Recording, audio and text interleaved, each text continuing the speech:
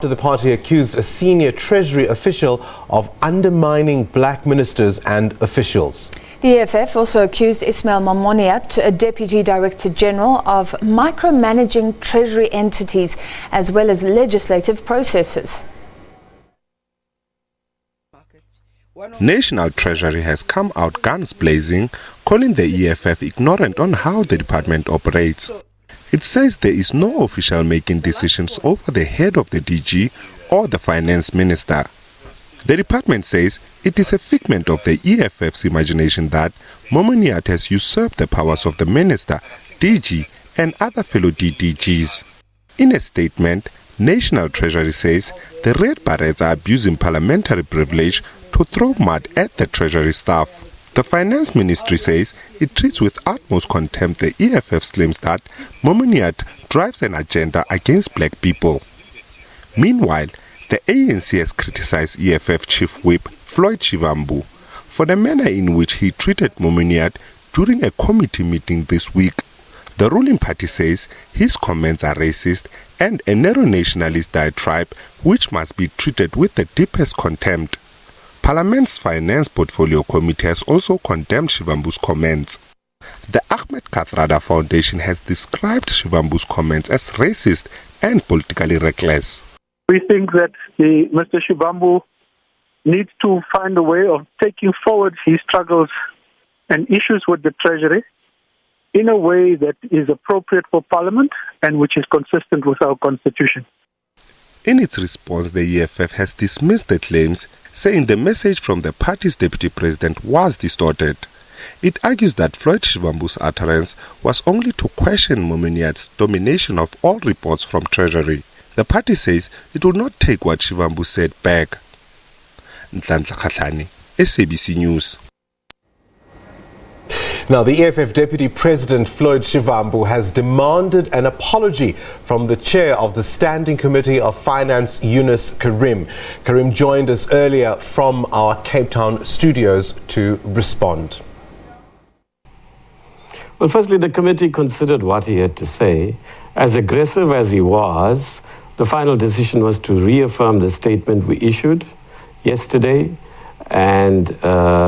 but also add what he wanted, which is, yes, we still hold by the view that he questioned Mr. Momoniat's presence on racial grounds, but he also said that Mr. Momoniat undermines African leadership.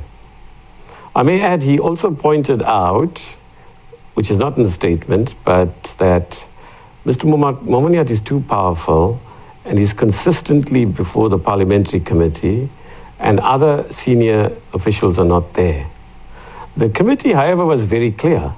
Nowhere in our statement did we say that Mr. Shivambu opposed Mr. Momoniat speaking in the meeting because of his racial background. Neither I nor the committee said that. Our statement is written, you can refer to it and decide for yourself. But nowhere have I said that either. In fact, he claims that I said this in response to a question by a journalist. If that happened, I certainly didn't hear the journalist properly, but Mr. Shivambu certainly didn't challenge Mr. Momoniat's right to speak. In any case, if he were to do so, it would be absurd, because that means that Praveen Gordhan, or myself for that matter, couldn't speak in Parliament. But all of this is neither here nor there. We have asked him as a committee as a whole, if he's unhappy with the statement of the committee as being inaccurately reflecting what he said, he has a right to go to the parliamentary structures above us and complain, and I'm very willing to appear before any committee to answer for what the committee itself, Finance Committee, has said in this matter. He's asked the committee to withdraw the statement that was issued after the meeting. Will you do so? No, we decided we certainly won't. We've reaffirmed the statement. He asked for an apology. That will not happen. At one stage, a committee member suggested that we withdraw the reference to race, but retain the rest of the statement, which of course makes no sense. And she was seeking to be conciliatory, But in a subsequent exchange with her, I established that she herself says, no, the statement should be reaffirmed. But because the meeting was going around in circles and it ran well into the lunch break, and there was a further meeting looming 20 minutes thence, that's what she offered as an olive branch. But she's subsequently very clear that, in fact, that statement must abide. We can't rewrite what people have said, but we certainly need to move on. This is not about Floyd, Shivambu and Mr. Momoniat anymore. We reaffirmed in our statement, as we in fact said yesterday, that not just the National Treasury, but the financial sector as a whole has to be transformed to be more representative of the demographics, both in terms of race and gender. And that we hold by that. And we've repeatedly said that there's not much difference between Mr. Shivambu in some respects and the majority in the committee. Both of us feel there should be African leadership, but our view is that as indispensable as African leadership is to non-racialism, we cannot exclude the participation of non-Africans, because that would be absurd, and that we must not concede one iota on the need for African leadership, and we can certainly stick by that, while at the same time ensuring that any South African, of whatever background, must contribute towards advancing and developing our democracy. And that's really the problem, isn't it, Mr. Carrim? Because on what basis could this African leadership have been undermined by Mr. Momoniat if, of course, he is not seen by Floyd Shivambu as African himself? I mean, it's almost difficult to say that he can have it both ways. Exactly. To say that he didn't focus on Momoniat's race is absurd in a situation where he's saying that a brown-skinned person undermines African leadership. What else could he be referring to primarily, if not his racial background? So it's utterly absurd to say, I didn't refer to Mr. Momoniat's race. I, in fact, referred to him undermining African leadership. Now, you make sense of that, for we can't, right? Secondly, the DG himself has made it utterly clear that Mr. Momoniat is deployed to deal with many of these bills that actually appear before our committee. In many departments, they have one of the deputy director generals, because the DG himself or herself has so many other responsibilities. So they appoint one DDG usually, or more than one, two or three maybe, but mostly one, to attend to legislation. We've had that experience, for example, when I chaired local government. Initially, it was Chippy Olver, who was in Parliament all the time with bills. Then it was Jackie Manche, and she was there for almost 2.5 to 3 years as the head of a team, which was mainly herself and one or two others, Gugu Malloy, as I recall. So it's not unusual. It's not for us to decide how National Treasury should manage portfolios of departments and their director generals and deputy director generals. That's a delegation matter between them and their underlings, as it were. But certainly we feel that there should be a new crop of young people emerging, primarily African and substantially women, while at the same time not being exclusionary. We can't. There must be people who are non-African who still have a contribution to make. And these new people, in any event, like in any reasonable democracy, must draw from the experiences of others. Now, in the case of Momoniat, he's been there, besides being a struggle activist for many years, not that that should excuse him from any wrongdoing, but certainly, obviously, when new people come in, they learn from those who've been there. What's wrong with that? Mr. Momoniat's not fossilized there. I know he's had, every now and then, you pick up from him some reservation or other about continuing to be in Treasury, because he'd like to move on too, no doubt. He's in his 60s, and, you know, that's normal. So I think really, and then there's this absurd letter that Mr. Shivambu wrote to me, which is in the public domain. My reply is suggesting that somehow I am protecting Mr. Momoniat, when in fact it's Thandi Tobias Pokolo that first raised it, and in fact echoed what you said, that as far as she was concerned, she said, and you can see it for yourself on a TV screen or get a recording, she said, but how can you say that Ismail Momoniat is not African? What is he if not African? The issue here is simple, that I have never been funded by the National Treasury, or worse still, as Mr. Shivambu suggests, by Mr. Momoniat himself, as if he has any power to allocate money to a chairperson of a committee, as if National Treasury's budget is his personal money box. So I have no relationship with Mr. Momoniat outside of chairing this committee and him serving the role he does. Well, Treasury says that the EFF is ignorant about its workings and it's imagining things when it says Mr. Momoniat usurped the powers of the Minister, the DG and other Deputy Directors General. The EFF says it reasserts the statement it made in Parliament's Finance Committee. The EFF's General Secretary, Godrich Gardee, joined us a little earlier in the studio. There's nothing racist in what we are talking about. Actually, if there's any person who should be said to have been racist, it's Mr. Yunus Carrim, because he threw the race card in a parliament debate. If a black man had arrived at several meetings, spoken at several meetings, would Floyd Shivambu have had a problem? The issue here is that Mr. Momoniat has been with the Treasury for over 20 years. But please answer my question. If a black man had arrived and spoken at several meetings, would Floyd Shivambu have had a problem?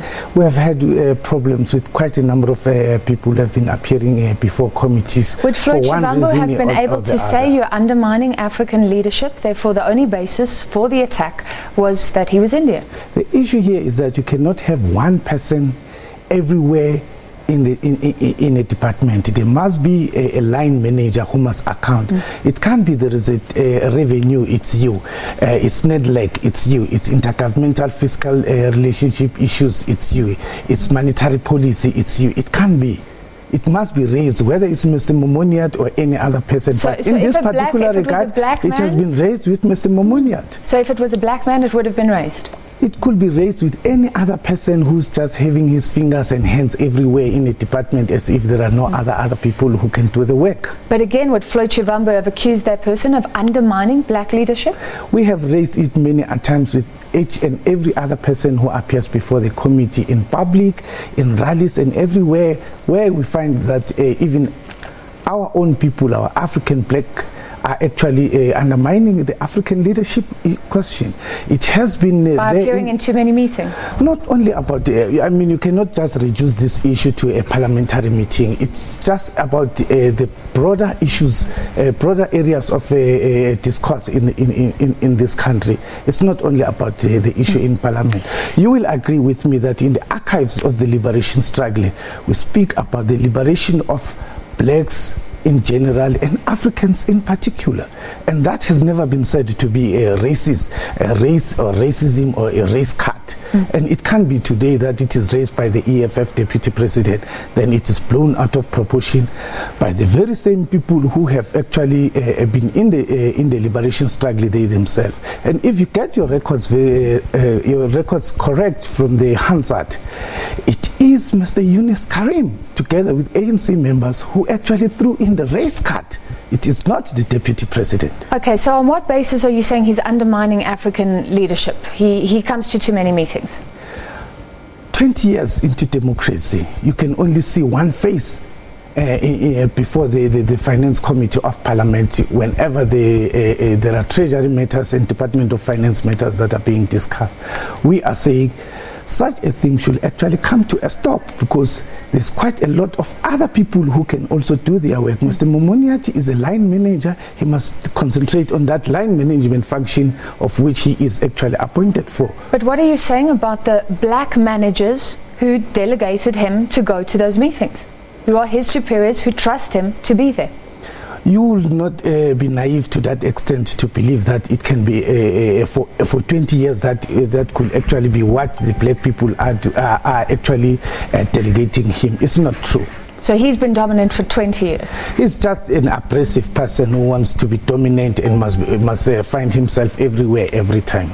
You say he's the de facto Minister of Finance. What does that say about Nhlanhlaneni? Well, long before there was Mr. Nhlanhlaneni, there's been many other ministers and political leaders of that department, but he has always been the face of Treasury. So these black managers who are his bosses are his puppets. Is that what you're saying? We are not saying that. We are saying that he has a responsibility of a conscious. You're saying he's taking over their roles. He has a responsibility of being conscious and have a national conscience to ensure that there is delegation of task and there is capacity building beyond him. There must be Treasury and Department of Finance. He can't be the furniture and dust of this department for the past 2 decades. And beyond him, what happens? It can't be. Is the EFF not looking for attention? There's no longer Jacob Zuma to throw stones at. A lot of analysis opposition parties are clutching at straws. Well, it can be. We have our own program of action. Parliament is another theatre of the struggle.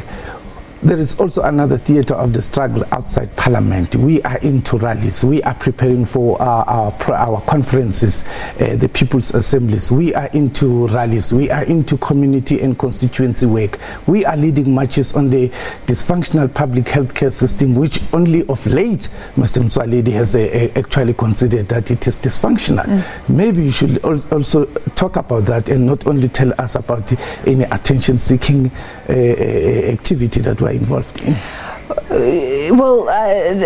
People are named by the EFF. People are shamed. Journalists who don't agree with the EFF are shamed. Is that not an aggressive stance in this matter even? Well, you will agree with me that whenever there's no person or sector that is untouchable. They have to be called to order as and when they are deemed to be embedded. I mean, all of a sudden... Are you embedded if you disagree with the EFF? It's not about being disagreeing with the EFF. Disagree with EFF factually, but not on the basis of fake news and the basis of rumors and gossips that you hear on the corridors of wherever you are working, and then you make it a factual issue and raise it in the public. I mean, what Ibrahim Fakir, Ferial Hafaji, and Renjen Munsemi, and the rest of others who just get into a scheme of things they know little about, and only to find that today Parliament had in one way or the other to retract their own statement about the proceedings of the committee, wherein they actually do agree that there is a need for the reaffirmation of African leadership in all spheres of the state, and so that it is representative of the demographics of the country. And they have actually agreed and considered that Deputy President Floyd Shivambu actually never said anything about race. Yunus Carrim from the committee spoke to us earlier. He said he doesn't need to withdraw anything. They've reaffirmed their comments. They never said race. They said that Floyd Shivambu questioned Momoniat's presence on racial grounds. They're not moving away from that at all. Mr. Yunus Carrim is very disingenuous and economic with the truth. The fact of the matter is, you can read the statement on your own. The committee is retracting its earlier position that Deputy President spoke of stopped Mr. Momoniat from speaking on the basis of his racial background. It's not true. Mr. Yunus Carrim is the one actually who threw in the race card when he spoke of, do you think Mr. Mangope is better than Ahmed Katrada, is better than Mek Maharaj, is better than this and that? Why didn't he say, do you think Mr. Mangope is better than Comrade Mandela, or is better than Walter Sisulu, and so on? Okay. Why he had to come to a racial point where he actually speaks of an Indian connotation and Indian nationalism amongst and from within the committee and the members of the ANC. That was, of course, the Secretary General of the EFF talking to us a little earlier on. And that brings us to the end of this part of the full view in terms of the full news stories.